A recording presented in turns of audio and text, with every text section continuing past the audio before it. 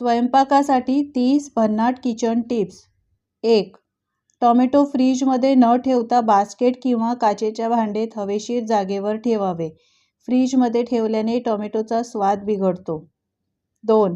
साबुदाण्याची खिचडी करताना मिरच्यांचे तुकडे न घालता मिरचीचा ठेचा घालावा. यामुळे मिरचीचा तुकडा दाताखाली येण्याचा धोका कमी होतो. त्याचप्रमाणे खिचडीला एकसारखा तिखटपणा मिळतो. 3. पालकाच्या भाजीत पुदिन्याची पाने घालून वर लिंबू पिळल्यास भाजीचा स्वाद वाढतो. 4. गरम तव्यावर थालीपीठ थापता येत नाही म्हणून एखाद्या जाड रुमालावर किंवा प्लॅस्टिकवर थापून मग थालीपीठ तव्यावर टाकावे. 5. सुगंध यावा यासाठी दही विरघळताना त्यात कढीपत्त्याची 2 ते 3 पाने टाकावीत. 6. बुंदीचे लाडू उरल्यास दूध घालून त्याची खीर करावी. ही खीर चवीला छान लागते. 7.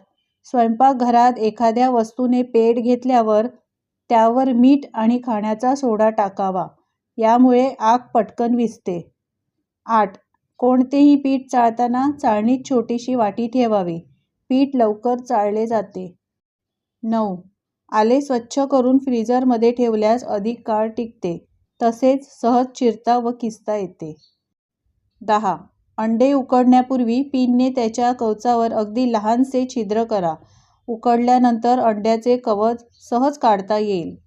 11. आमरस किंवा आंब्याचे कोणतेही पदार्थ धातूच्या भांड्यात साठवून ठेवू नका. त्याचा रंग बदलण्याची शक्यता असते.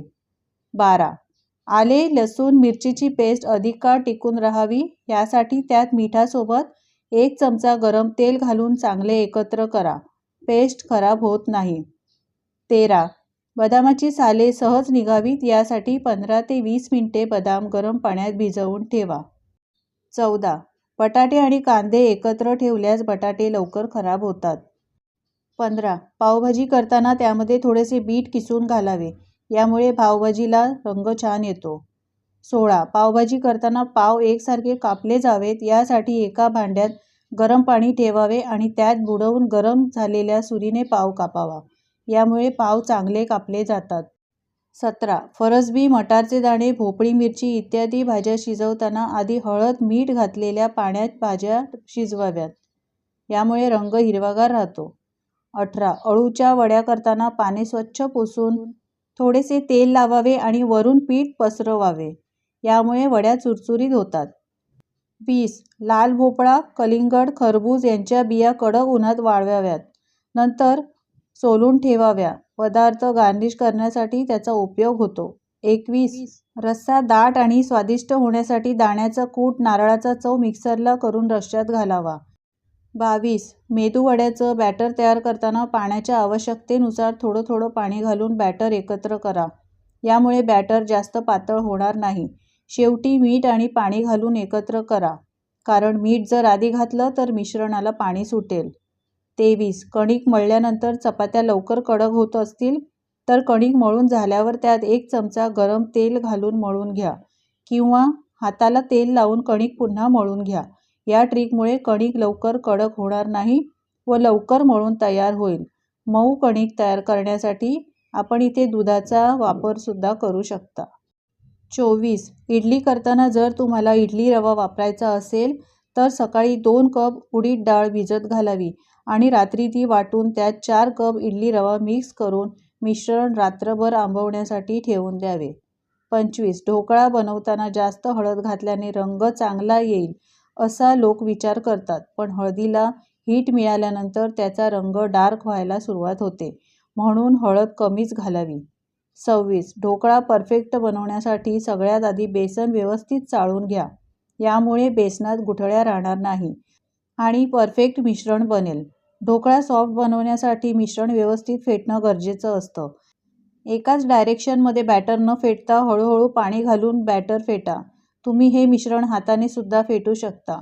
जर तुम्ही दोन्ही बाजूनी मिश्रण फेटत राहाल तर मिश्रणातील हवा बाहेर पडेल आणि ढोकळा सॉफ्ट फ्लफी होणार नाही. 27. जेव्हा तुम्ही चपातीसाठी पीठ भिजवणार असाल तेव्हा त्यात 1 चमचा तेल अथवा तूप नक्की मिक्स करा. यामुळे चपात्या अत्यंत स्वादिष्ट आणि मऊ होतात. तेलापेक्षा तुपाचा वापर केल्यास तुम्हाला फायदा मिळेल. तसंच पोळी जास्त काळ मऊ राहील आणि डब्यात दुपारी खाण्यासाठीही तितकीच ताजी राहील. 28. भाकरी तुटू नये किंवा पोळीसारखी एकसारखी व्हावी म्हणून हे पीठ कोमट पाण्यात भिजवून भाकरीचे पीठ चांगले मळून घ्यायला हवे. हे पीठ चांगले मळले गेले की ते एकसंध होते आणि त्यामुळे भाकरी सहज थापली किंवा लाटली जाते. यामुळे भाकरी कोरडी किंवा विसविशीत न होता त्याला एकसंधपणा येतो आणि कडांना ती तुटण्याची शक्यता कमी असते. 29. केळफुलाची भाजी चवीला खूप छान लागते. ही भाजी महाराष्ट्रातील कोकण या भागामध्ये बनवली जाते. केळफुलाची भाजी बनवताना हरभरे किंवा वाटाणे घातले तर त्यामुळे त्याची चव पण छान लागते. यामध्ये मसाला वापरला नाही तर फक्त कांदा, आले, लसूण, हिरवी मिरची वापरली तरी बिन मसाल्याची भाजी देखील छान बनते. केळफुलाची भाजी गरम गरम चपाती अथवा भाकरीबरोबर चांगली लागते. 30. तुम्हाला कोबीची भाजी अधिक चविष्ट किंवा पौष्टिक बनवायची असेल तर त्यात तुम्ही मूग डाळ किंवा चणा डाळ घालू शकता. याने तुमच्या पोटात फायबर, विटॅमिन्स, मिनरल्स व अँटीऑक्सिडंट्स बरोबर डाळीत असलेले प्रोटीन देखील जातील. याचबरोबर भाजी देखील रुचकर होते.